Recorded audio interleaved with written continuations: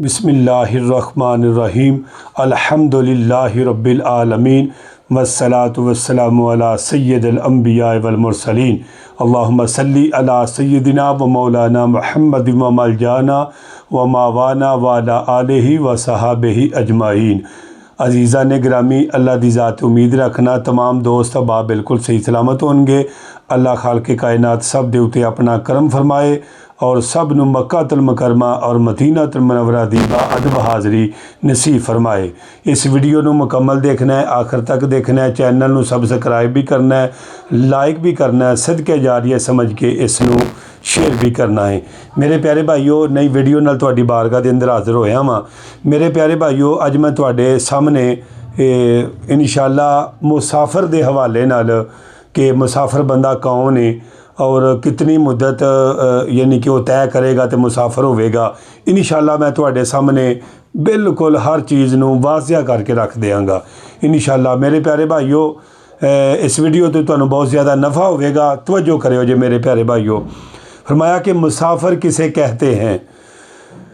फरमाया कि शरी इतबार से मुसाफिर वो है जो कम अज़ कम 54 मील और 92 किलोमीटर की मुसाफत के इरादे से अपने इलाके से बाहर सफ़र पर रवाना हो चुका हो। उस पर वाजिब है कि फ़कत फ़र्ज़ नमाज में कसर करे, यानी 4 रकत फ़र्ज़ वाली नमाज में 2 रकत फ़र्ज़ पढ़े। वो कौन कौन सी है आप हज़रात को इल्म है प्यारे भाइयों, आगे सुनिएगा। कसर नमाज किसे कहते हैं? कसर नमाज किसे कहते हैं? सफ़र में 4 रकत फ़राइज़ वाली नमाज़ों यानी कि ज़ोहर, असर और इशा को निस्फ़ करके यानी आधा करके पढ़ना कसर कहलाता है।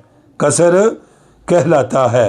तो प्यारे भाइयों, इसी तरह अदा की जाने वाली नमाज को नमाज कसर कहते हैं।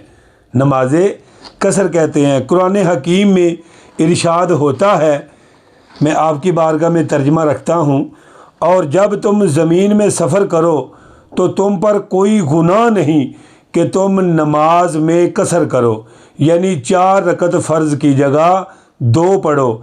अगर तुम्हें अंदेशा है कि काफिर तुम्हें तकलीफ़ में मुब्तला कर देंगे, बेशक कुफार तुम्हारे खुले दुश्मन हैं। मेरे प्यारे भाइयों, हमारा दीन बहुत आसान है, बहुत ही आसान है।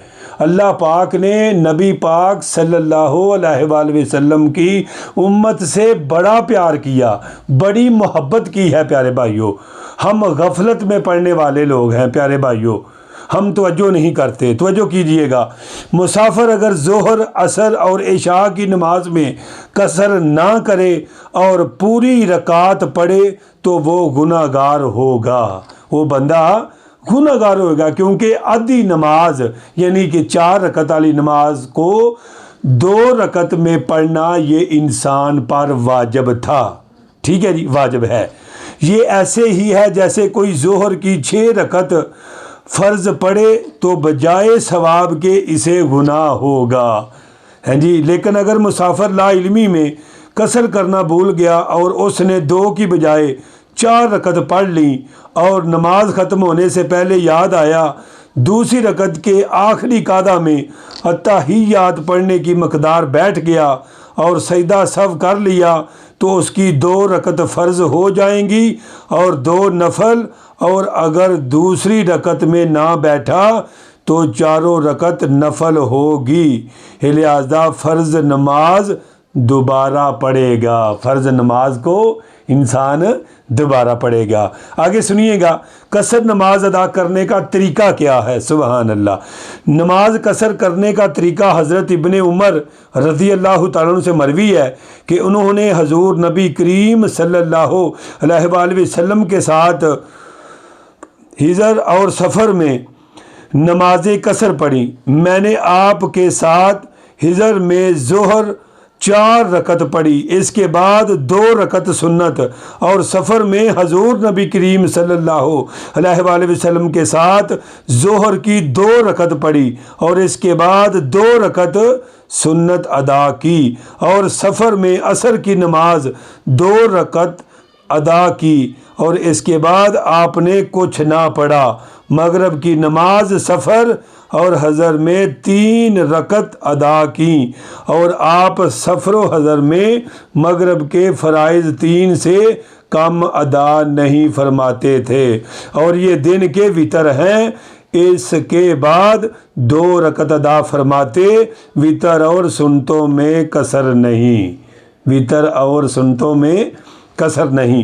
کسی مسافر کی دوران سفر اگر نمازیں قضا ہو جائیں تو گھر پہنچ کر تب بھی 4 رکعت والی نمازوں کی 2 رکعت قصر کے ساتھ قضا پڑھے، اور اگر سفر سے پہلے ان میں سے کوئی نماز قضا ہوئی تو سفر کی حالت میں 4 رکعت قضا پڑھے۔ دونوں صورتوں میں عشاء میں 3 وتر بھی پڑھے۔ میرے پیارے بھائیوں، آپ کو سمجھ آ گئی ہوگی۔